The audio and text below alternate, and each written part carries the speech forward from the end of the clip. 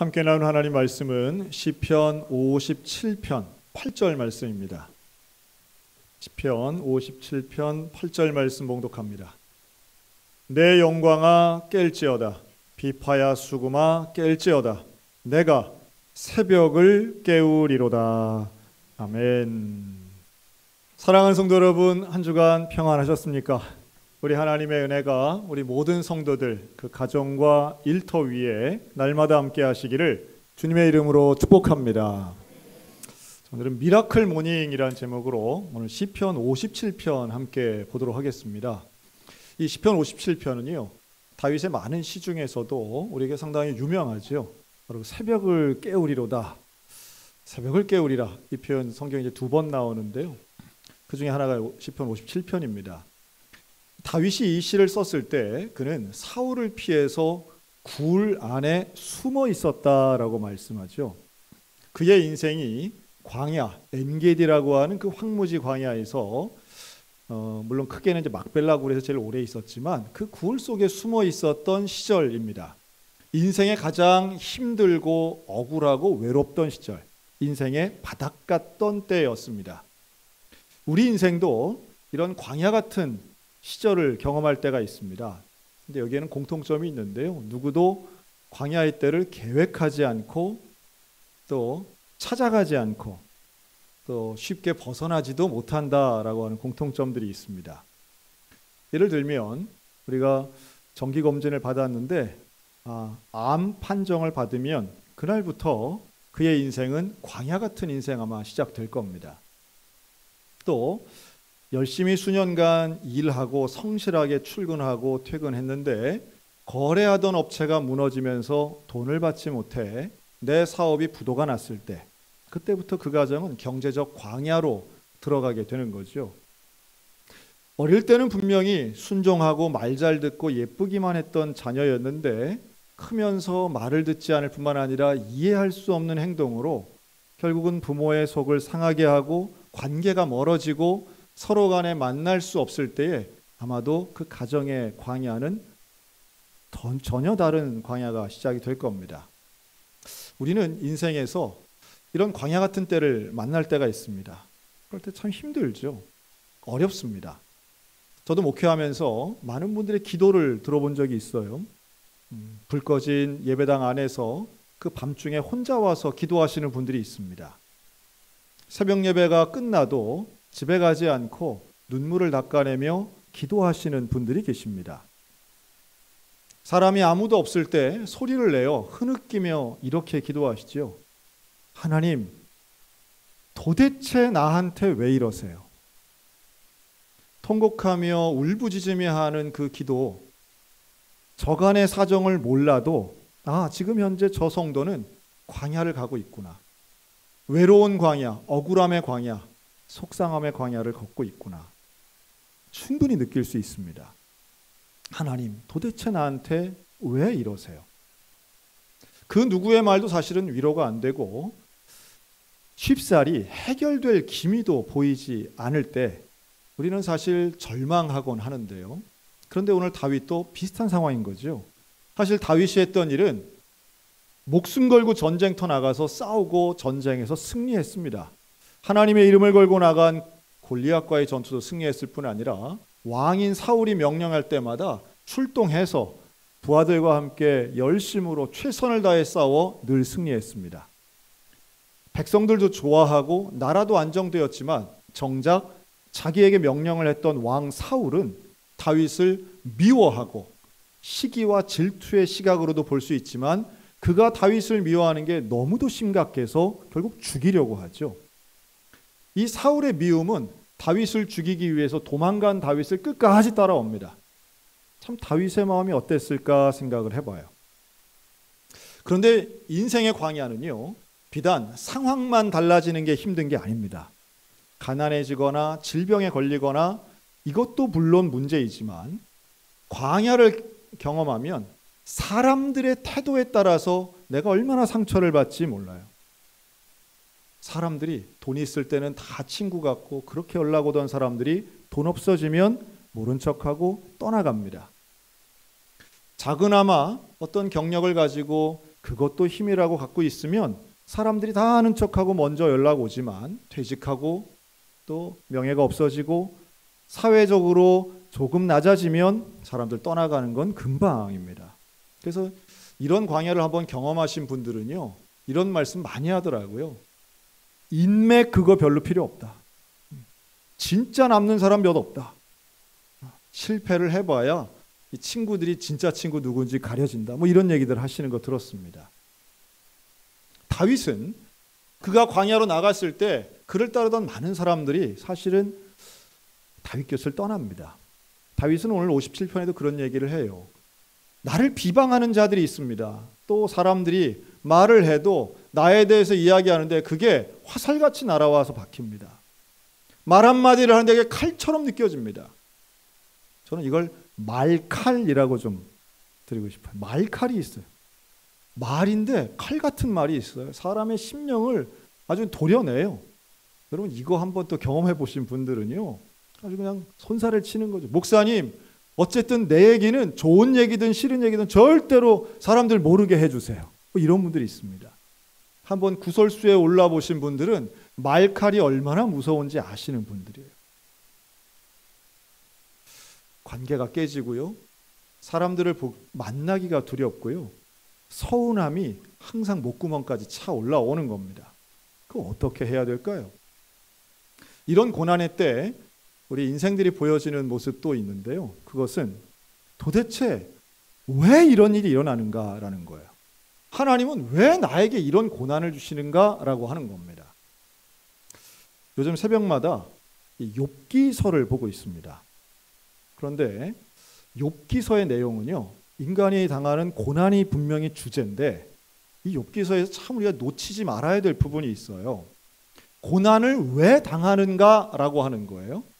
근데 우리 각자가 고난에 대한 이유를 설명하는 부분들이 있습니다. 근데 욥기서가 보여주는 건 너무 명확해요. 고난의 원인을 인간은 다 알 수 없다예요. 그게 지혜예요. 다 알 수 없어요. 우리가 아는 고난의 원인이 몇 가지가 있습니다. 예를 들면 욥기서에 그런 표현들이 나오죠. 연단하시면 우리가 정금같이, 개역개정은 순금이라고 나오는데요, 순금같이 되어 나오리라. 즉 하나님이 허락하신 이 고난을 연단으로 생각해서 그걸 거쳐 나오면 이전에는 볼 수 없었던 훨씬 더 좋은 상태, 즉 고난을 통해 성장한다라고 하는 논리예요. 분명히 그런 고난이 있습니다.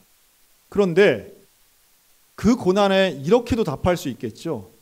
하나님, 나는 정금 되기 싫어요.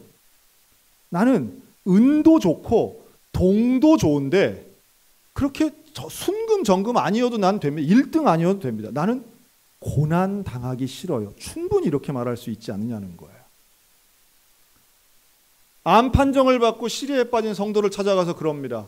하나님이 더 좋은 거 주시려고 암 주신 거야. 그러면 지금 가뜩이나 마음이 안 좋은데 이 환우는 그렇게 얘기하죠. 당신이나 걸리라고. 나는 더 좋은 거 필요 없고 암이 안 걸리면 좋겠어. 충분히 말할 수 있잖아요.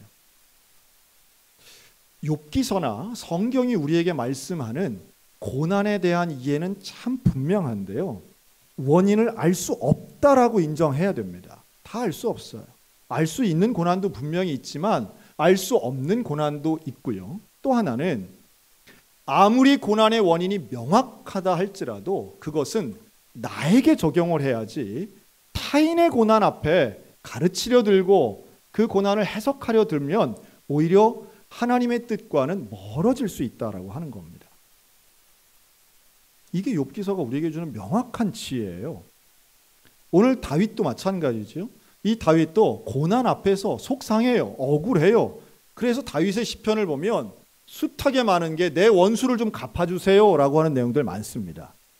원수 갚아달라는 말을 누구한테 할까요? 하나님께 하는 겁니다. 내가 원수를 갚는 건 복수예요. 성경은 복수를 금지하죠. 그러나 하나님이 갚아주시는 것은 너무도 하나님의 방법일 뿐만 아니라 성경의 인물들이 기도했던 내용들입니다.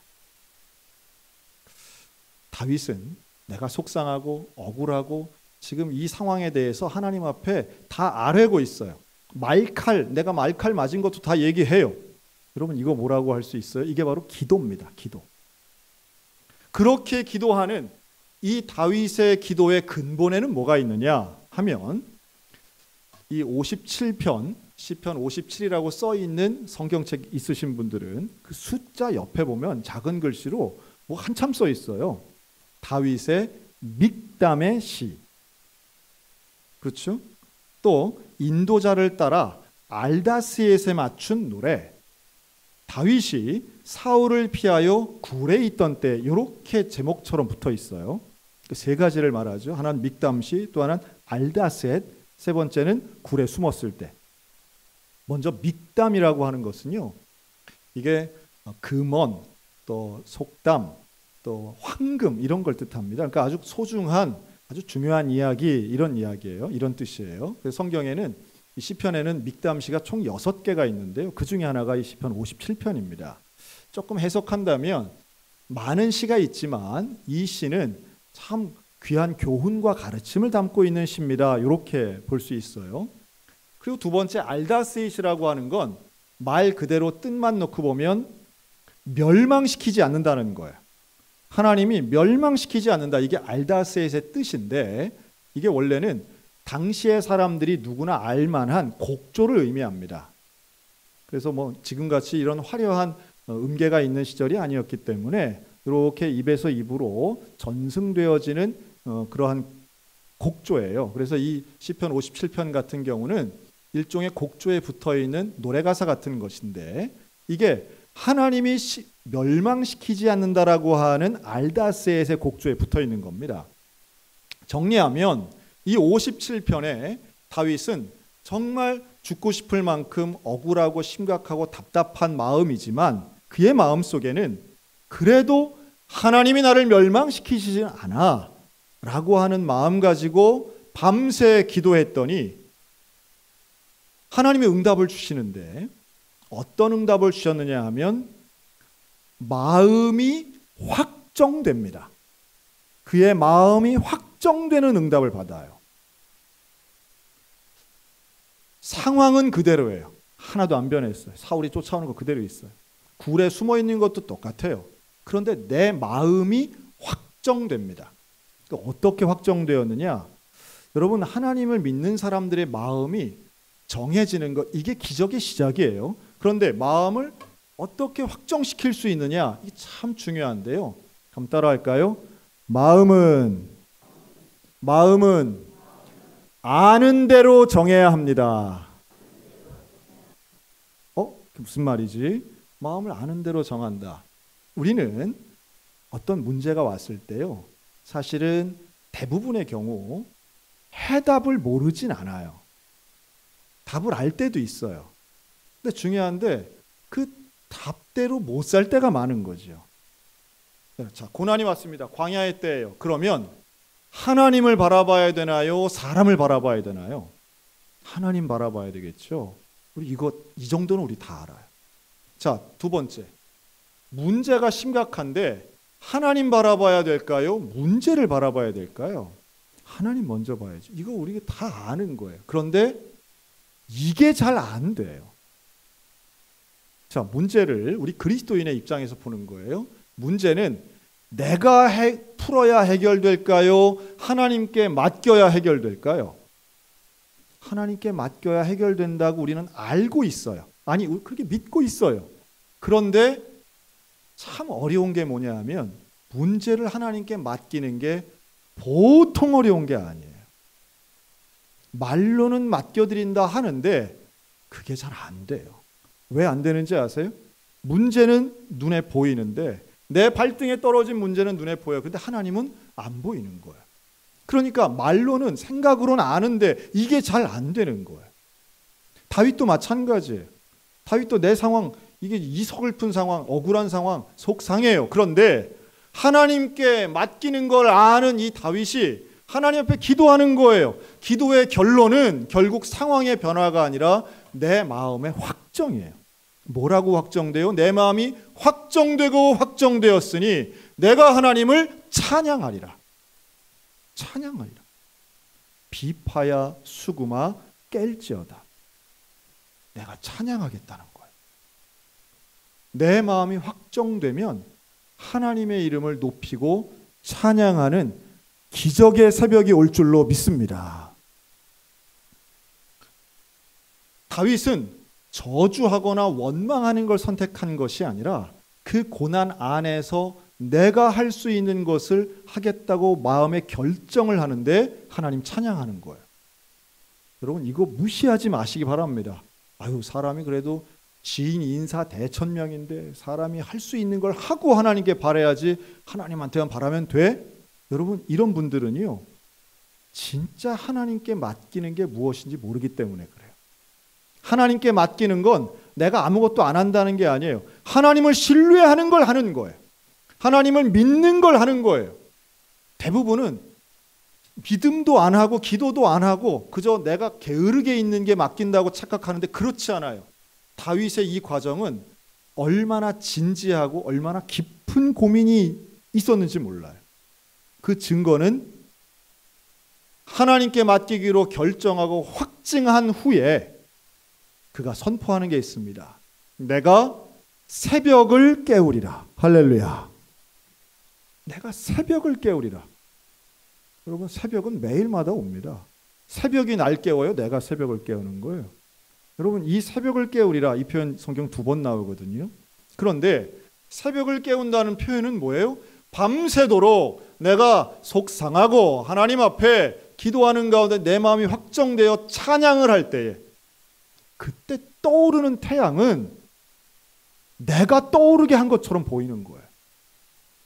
하나님께 기도한 사람은 그 기도의 응답으로 내 마음이 확정된 사람들은 결국 무엇이 중요한지를 영적으로 깨닫고 하나님을 발견하고 하나님을 전적으로 신뢰하는 사람은 떠오르는 태양조차도 나를 위해 아니 하나님이 나를 위하여 보여주신 사인처럼 보이는 거예요. 저는 우리 그 새벽의 영성이 우리 가운데 좀 경험되었으면 참 좋겠습니다. 앞에 가로막은 홍해를 바라보는 유대민족들은 출애굽을 한 후 첫 번째 맞이한 이 어려움의 순간에서 홍해가 갈라졌던 그 새벽을 경험합니다. 가나안 땅에 처음 들어갔을 때 난공불락의 요새 여리고성 이거 어떻게 해결합니까? 내가 해결할 수 없어요. 그런데 그 문제를 해결한 그 새벽 하나님이 명령하신 것은 그 성을 돌고 큰 소리를 내어 찬송을 하는 거예요. 하나님을 전적으로 믿지 않으면 이러한 신뢰와 선포가 있을 수 없습니다. 마음을 확정하여 오직 하나님만 바라보는 그때에 결국 문제도 해결되지만 나와 하나님 사이에 긴밀한 관계와 만남의 기적이 저와 여러분들 가운데 경험되어질 줄로 믿으시기 바랍니다.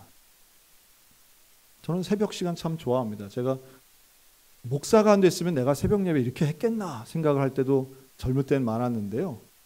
이제는 내가 목사가 된 것이 참 좋다라고 생각하는 건 새벽 예배 드릴 때예요.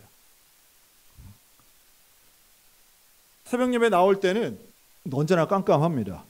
근데 새벽 예배 마치고 갈 때는 대부분 이제 해가 떠요. 마치 새벽을 내가 깨우는 사람인 것처럼 느껴질 때도 있습니다. 그런데 무엇보다도 새벽 시간이 좋은 것은요, 방해받지 않기 때문이에요. 새벽 시간에는 전화벨이 안 울려요. 새벽 예배 때는. 신기하죠. 누구도 사실은 그 시간에 다른 약속이 있어서 새벽 예배 못 나오시는 분은 없습니다. 다만 피곤하고 힘드니까 못 나오시는 거죠. 그런데 그 시간에 하나님을 독대하는 거예요. 하나님을 만나는 거예요. 간절한 심령으로. 그러면 사실 새벽은 하루를 시작하는 시간이거든요. 근데 그 시작이라고 하는 건 뒤집어 생각하면 밤이 끝나는 시간인 거예요. 조금만 문학적인 상상력을 동원하면 우리의 문제가 끝나는 문제를 밤이라고 본다면 그 밤이 끝나는 그 시점에서 해가 떠오르는 거 아니겠습니까? 하나님께서 우리에게 주시는 은혜가 얼마나 놀라운지 몰라요. 저는 문제가 있는 사람들이 간절한 심령이 되어서 새벽도 깨우지만 그렇지 않은 참된 지혜가 있는 분들도 하나님 앞에 나온다고 저는 믿습니다. 얼마 전에 우리 목사님들하고 함께 레일바이크를 탔습니다. 춘천에도 있죠, 레일바이크. 목사님들이랑 같이 이제 오래간만에 이제 레일바이크 한번 타자 그래가지고 탔습니다. 근데 그 직원이 처음에 설명을 하시는 거예요. 가방 다 옆에다 두시고, 특히 이건 이제 주머니에 있는 게 소지품이 간혹 떨어진답니다. 그래서 소지품들을 다 꺼내놓고 타라고 분명히 설명을 했어요. 자, 그러면 다들 소지품을 꺼냈을까요? 안 꺼내는 분도 있을까요? 네, 그렇죠. 우리 다 경험해봐서 다 아실 거예요. 그럼 이제 타는 건데, 목사님들이 뭘 해도 다 열심히 하시잖아요. 열심히 페달을 밟으면서 레일바이크 탑니다. 그런데 그 중에 한 목사님 그 주머니에서 차 열쇠가, 차 키가 이제 떨어진, 그 크잖아요, 그게. 툭 떨어진 거예요. 근데 본인은 떨어진 줄도 모르고 열심히 페달을 밟는데, 뒤에 자전거에 타고 계신 목사님은 아니고 이름 모를 그 성도인지 승객인지 뒤에 타고 계신 천사 한 분이 떨어졌다고 가르쳐 주신 거예요. 근데 이제 막 속도를 내서 가고 있으니까 설 수도 없고, 그러니까 알았다고. 그러니까 떨어진 데는 알고 이제 지나간 거예요. 그렇죠? 그리고 이제 한 바퀴 다 돌았어요. 돌고 도착을 했는데 열쇠 찾으러 가야 될 거 아니에요. 그래서 그 목사님은 열쇠 찾으러 가셨어요. 제법 먼 길인데 하여튼 가시고, 우리는 다 남아서 기다린 거예요. 아유, 그래, 뭐 그걸 또 흘렸네. 이제 이래가면서 이제 아유, 언제까지 기다려야 돼? 이제 기다리고 있었어요. 저 멀리서 목사님이 딱 오시는데 어떻게 오는지 아세요? 이러고 와요. 이러고 열쇠를 들고 오시는 거예요. 그러니까 막 참 우리 목사님들 참 착해요. 그럼 와, 막 박수를 받고 찾았다고, 막 찾았습니다. 그러고 막 박수 치고, 그래 그냥 그 자리에 어떻게 있었냐 그러고, 당연히 있지, 그거 누가 가져가겠어요. 근데 하나님이 그걸 또 찾게 해주셨다 그러면서 막 거의 그 짧은 간증 집회가 또 이제 벌어졌어요. 막 박수 치고. 자, 그리고 이제 우리 이제 돌아오는데 제가 그랬습니다. 여러분 생각해 보세요. 여러분, 차 열쇠를 잃어버렸다 찾는 게 더 좋아요? 아니면 안 잃어버리는 게 더 좋아요?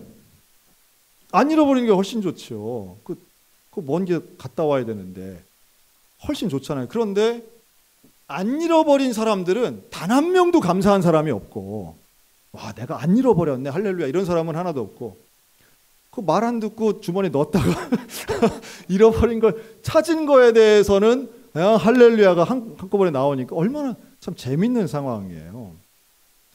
우리 인생이 다 비슷한 것 같아요. 우리 인생은 결국 상실이 됐을 때, 뭔가 문제가 발생했을 때, 그때에 문제가 일어나고 해결이 되면 이게 기적으로 생각하거든요. 근데 실제는 아무 일도 없는 게 기적인 줄로 믿으시기 바랍니다. 아무 일도 없는 게 놀라운 기적이에요. 그런데 참 우리는 어리석어서요, 그 아무 일도 일어나지 않는 그 놀라운 기적에 대해 별로 감사하지 않아요. 하여튼 용서하세요. 조금 심한 말 하면 왜 새벽기도 안 나오는지 아세요? 살만한 거예요. 살만한 거예요. 뭐 좀 쑤시는 데는 있는데 심각한 데가 없는 거예요. 뭐 큰 돈 벌진 않았는데 망하진 않은 거예요, 아직. 뭐 애들이 다 고만고만한데 뭐 아주 뭐 잘 되거나 뭐 크게 자랑할 건 없는데 아직 다 괜찮은 거예요, 사실은. 어떤 면에서는요, 사실 누가 새벽에 나와서 두 손 들고 기도해야 되느냐 하면, 아직 살아있고 아직 살만하고 아무 일도 없는 사람, 바로 우리들이 사실은 하나님 앞에 나와서, 하나님 이게 웬 은혜입니까?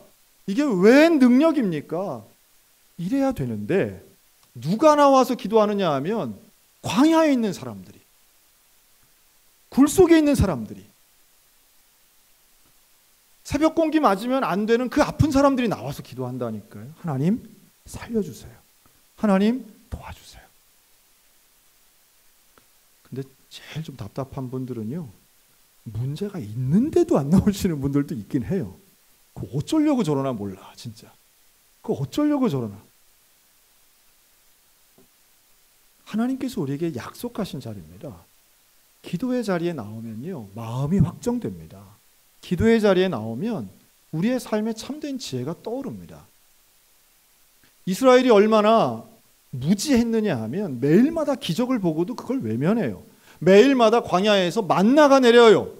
얼마나 놀라운 기적이에요. 일하지 않아도 먹을 수 있는 만나가 내리는데 1년, 2년 먹다 보니까 이 사람들이 매일마다 기적을 체험하니까 이걸 당연하게 여겨요. 그래서 왜 고기가 없냐고 불평을 하고요. 40년을 먹으니까 이걸 오히려 지겹다고 얘기해요. 얼마나 무지한 것입니까?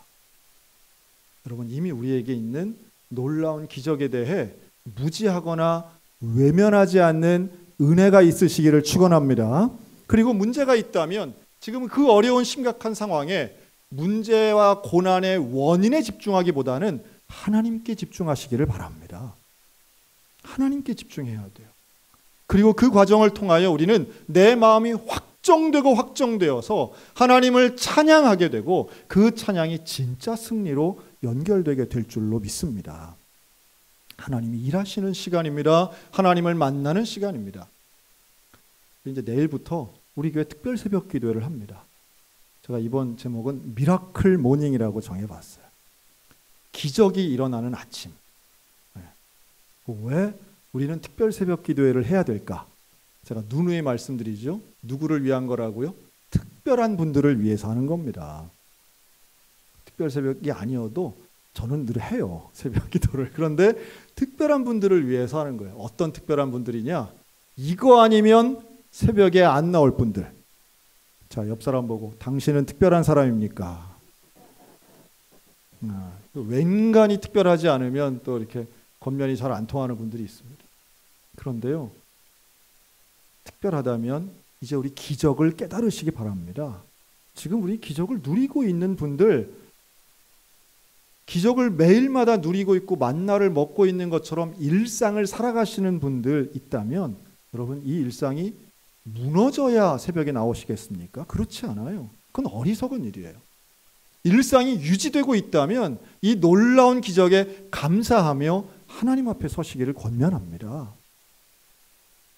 고난의 원인이 다 그렇진 않지만 일부의 고난은요, 하나님이 우리를 만나고 싶으셔서 주실 때가 있어요. 그런 고난이 아니면 하나님 앞에 간절한 마음으로 나오질 않으니까. 1대1로 하나님을 찾으면서 긴 시간 기도하지 않으니까. 하나님은 내 영혼의 문을 그렇게 두드리시는데 도대체가 문을 열지 않으니까. 그래서 때로는 고난을 주실 때도 있다는 거예요. 여러분, 우리에게 간절함이 생기는 이번 특별 새벽 기도회가 되셨으면 참 좋겠습니다. 그리고 문제가 있다면 그 문제를 국가와 민족, 또 내 가정과 일터, 우리 가정과 자녀의 문제들 하나님께 맡길 수 있는 믿음과 확정되는 시간이 되셨으면 좋겠어요. 그러한 기적의 시간입니다. 하나님께 맡겨야 됩니다. 맡기는 게 결코 쉽지 않아요. 한순간에 말 한마디로 되는 게 아니에요. 새벽을 깨우며 하나님께 나 맡기고 싶습니다.